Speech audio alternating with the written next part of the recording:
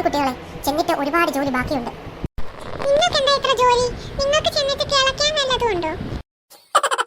എന്റെ പൊന്നാമി, നീ ഒന്ന് മിണ്ടായിരിക്കാം. ഞാൻ നിനക്ക് പുഴുങ്ങിയ മുട്ട വാങ്ങിച്ചത്.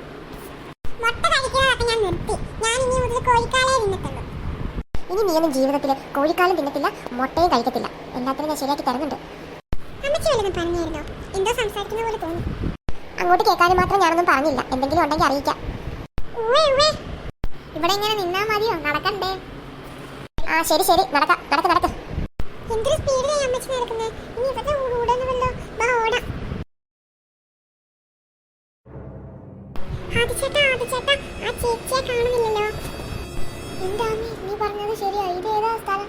അത് എവിടെയാ? കണ്ടിട്ട് മൊത്തം പേടിയാ. നിന്റെ കയ്യും കാലൊക്കെ വരയ്ക്കുന്നു.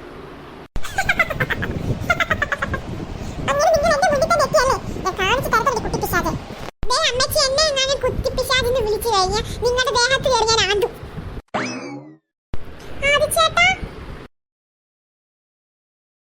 അയ്യോ ദൈവമേ, നാട്ടുകാരെ രക്ഷിക്കാൻ. എന്റെ ചേട്ടനെ എക്സിടിച്ചോണ്ട് പോയേ. ഇന്ന് എന്റെ ചേട്ടനെ സൂപ്പാക്കി കുടിക്കുവേ. ഇവിടെ എന്തൊക്കെ പിച്ചുമ്പേ പറയുന്നു. അയ്യോ എന്റെ അമ്മേ, ഓടി വായോ. പ്രേതം എന്നെ തെളി താഴിട്ടേ. പ്രേതമല്ല കോക്ക, ചൊറ്റ ചവിട്ടിനെ ശരിയാക്കി എഴുന്നേറ്റ് ഓടി. ഇത് നമ്മുടെ വീടല്ലേ? അയ്യോ നമ്മളെ പോയില്ലേ? നിന്നെ അപ്പൊ പ്രേതം പിടിച്ചില്ലേ?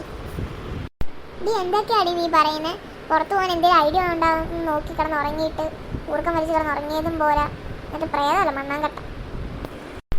അച്ചുടാ, അത് സ്വപ്നമായിരുന്നല്ലേ. ഞാൻ വിചാരിച്ചു ഇന്ന് ശല്യം ഇന്നത്തോടെ തീർന്നു കിട്ടുമെന്ന്.